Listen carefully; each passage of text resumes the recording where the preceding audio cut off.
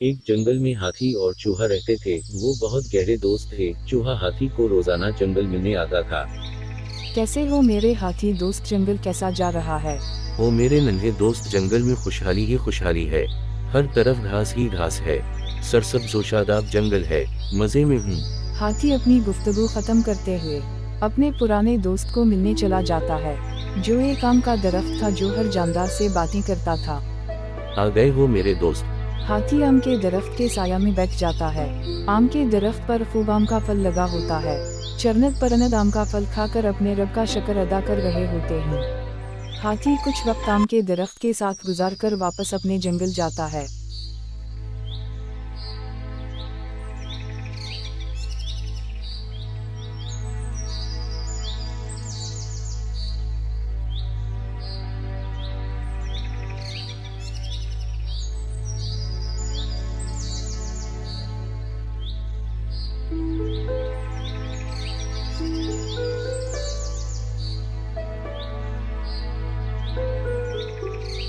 हाथी वापस अपने जंगल आ जाता है।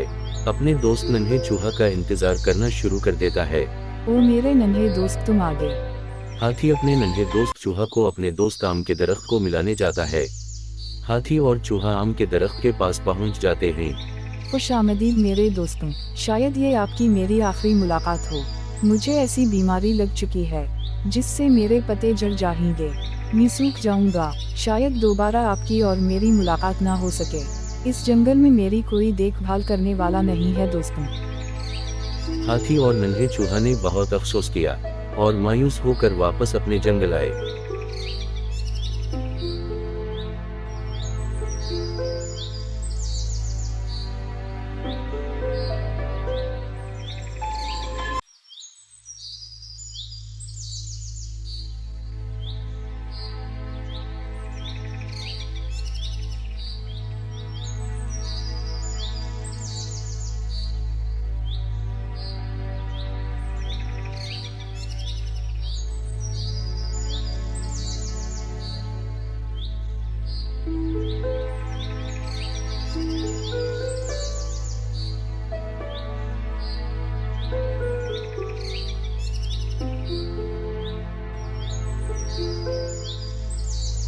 आम का दरख्त अब सूख चुका था। जंगल में कुछ लकड़हारा आए।